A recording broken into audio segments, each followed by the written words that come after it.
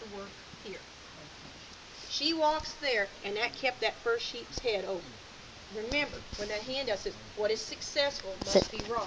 Sit. If the sheep didn't come Sit. off the fence and they were still going where Sit. I was going, and they stayed Good. there in that place, I must be doing something wrong. Correct? I've got Sit. to succeed, right? Sit. I've got to be able to succeed. Now, remember, everybody didn't get to see you work early this morning, and I told you, it's no with this dog. Good girl. Picking, nagging, you know, make it swift, make it happen, get off of it and go. Because if I'll be a little more assertive with this dog's gonna train faster. This is not your dog. This is not your dog. You gotta remember, dogs don't all train the same, do they? And the punishment has to fit the crime, and I want to move on. And if you're not careful, if you start doing all this little bumping on a very strong dog, pretty soon we build his pain tolerance, and it'll take somebody to almost kill him with this dog. Because by now, all this little stuff doesn't mean anything. You got to be careful. I'm like, how am I going to help this person? This is a dog needs to be brought to his knees, and that's not a pretty sight.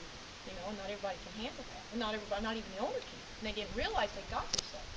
So, if the dog decides that she's going to do one of those little things and get up there, don't try to block her. You run up here and catch her in the dog. And just walk over the sheep and say, now get up. Like it didn't even happen. Because she took it this week, and she did well. She said, gotcha. Because she thought that was the thing she needed to do. Because she's trying to blow off steam. She can't handle the pressure of the stop. So if you do it so long, and then you just got to, and it explodes. And so she does it on the stop. But what did she do this morning? She took herself away.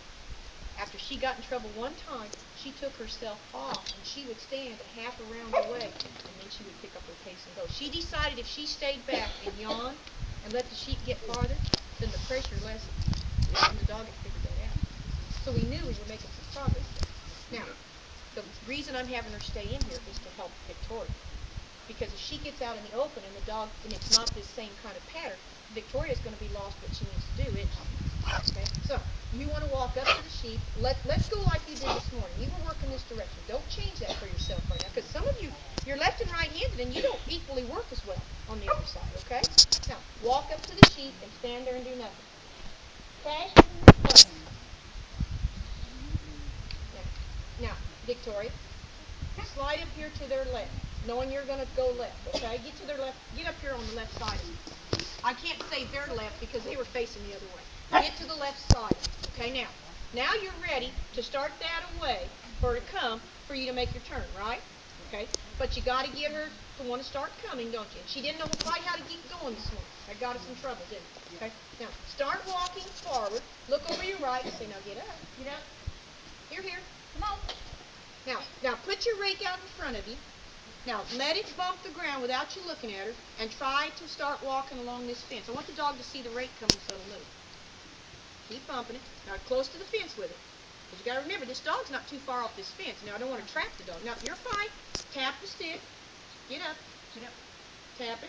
Get up. Now, careful.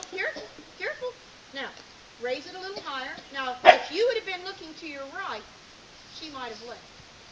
But the dog's thinking about stopping with her, isn't it?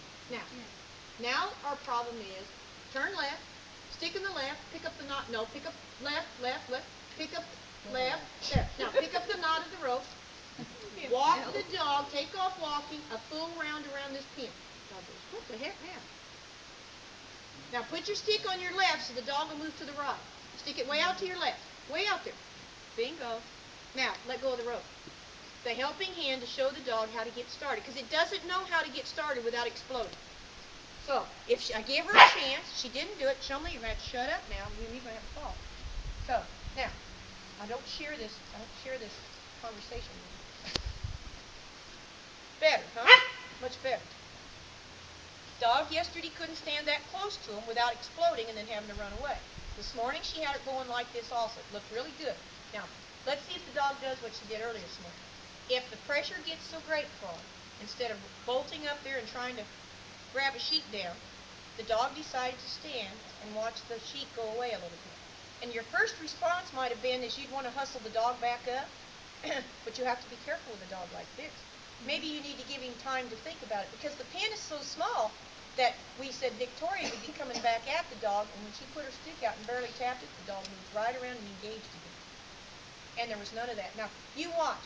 The dog has in its mind, when a dog's mouth is set like this dog and watching, I know this dog's thinking about what it could do. When it gets better, did the dog's body not get relaxed this morning? And it opened its mouth and it was panting, it was going on. The dog totally relaxed and said, I can deal with the pressure. But when the dog's got that clamped mouth like this dog's going. She may be walking along. Now, see her take the pressure off? Now, just watch. Now, Victoria, don't watch your dog. Put the stick in front and tap it a little as you walk. Don't stop.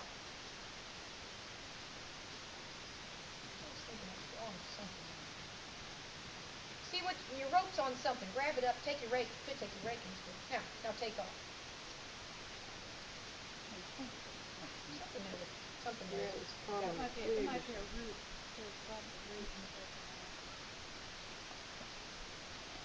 See, the dog had no idea it could walk behind stock this quiet. Go ahead and keep its eye on him. Stay that close and not blow up, did it? And so everything's a lot better. And if you put Victoria in a pen like this, see, this dog has nowhere to go after it blows up. Out here, it would sashay back out and would draw Victoria from the sheep. When she does, the dog could run back and punish the sheep. And Victoria pointed out to me, and I said, my niece, she said, can't do that running. And Jenny said, I don't think I've seen Mom run twice in her life. I said, I can't do it. So when you figure out what our means are, I can't run like I used to. I couldn't run across the pen. So I'm either going to put a rope on, a long rope, if I had to put a 50-footer on, that I can either step on to keep the dog from escaping that far. But why not drop back to something I can have control? So the dog lets you see one like that. Because if you just keep doing that same thing, keep watching.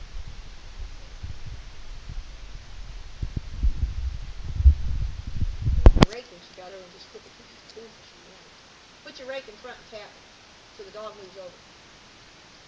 You think you can turn those tongs around that rake and just give it a flip outside? Wait, I'll tell you why you make the sheep move. Take that pipe. Take that little PVC pipe. Poke that sheep on the butt. Poke. Okay? They're used to having a hot shot. They go, oh man, I'll move. Because when you have to set these sheep for those trials, those sheep don't want to come out of that barn. You can be two dogs in there, one heeling and one heading, and me with a hot shot to get them sheep to come out. Because they know when they go out, somebody's going to work them again. Yeah. But, if you work them over in the barn like that, they work real good out there in that trial. Because, see, why sheep run back to the barn? Because they get to rest and get away with stuff, right? Yeah. So, if it's a little worse inside than it is outside, they go, we'll take our chances with that dog. Now, just go walk. I'm kind of waiting till the dog is starting to move her head around a lot more now. It's not just got its nose just stuck there like it's afraid it's going to blow up. Okay, I'm waiting for the dog to start panting and open its mouth. Put just rake in front. See, the dog wants to hold the inside. Now put it in the other hand. Don't hit it, just put it out there. If she puts it out in front with her left hand, the dog will have to give up the center of the pen and go back behind and engage with the stock, right? Once the dog's there, she could just put the stick in neutral in front of her, just like you got it. But the dog is starting to get to the place. It's going like this now. So it's not thinking about necessarily just going to go up there and grab. See? Now, the dog's letting off steam. She did this more. See her panting, everybody? See? Dog's starting to relax, isn't it? Put your stick out in front again. Now, come across the center. She has to change things up. Too much repetition. Now, left again. Put your rake in front. Let her know you're going to come up there. Now keep it in your left hand. When you're going to go like this, if you're going to turn, the stick should be in the hand in the direction you're going to turn. There you go. But the dog is much more calm because you can see he's got his mouth open and he's no longer thinking about going to dive in. What do you think, Melinda? Looks different, doesn't it? His whole structure, his whole body posture is different now. See? The dog's kind of like, okay. It's starting to settle down. It's realizing it can do this, and the sheep don't punch it out. Nobody's getting it. The dog's been see, I try to let a dog go at his pace. Most people want to force something to make it happen. Most people want to put a rake or the stick back on the dog and face the dog and force the dog around, which the dog's going to run from you and the pressure, and then it usually ends up and gets into the sheep. You can only move them at the pace they're ready to move. I can change the exercises, I can change the behavior of the sheep, I can change the pen. But you've got to let the dog move at his rate, okay? You just cannot push him any faster. He's either going to blow up or he's going to leave. And the leaving would be the worst, because then you felt you failed. You just failed at what you were doing. Now turn left. Don't bang the stick. Something made you think you needed to. Now turn left again. Look at the little circle we're going to make. Round it. Don't make a military turn. Round. One of the things I wrote in there is about the flow. You always want to flow in the beginning. You want the dog, so it's a gradual thing. I'll just make you turn it. You want to round things out and make it a flow, or you'll put a whip on the dog. Because if your dog's following the sheep here, and I do this, he does this real fast here. And the problem is in the beginning, he don't come back slow. He comes back fast. And if he does, the sheep are going to run right over you. And maybe you have a dog that's been looking to get cranked up. As soon as he sees the sheep act like, here he comes, right? So we don't want to fire our dog up like that. We want to make sure everything's nice and smooth and round. So, what do you think? It's better, isn't it? I told her not to go the other direction. I wanted her to go this way till she knew.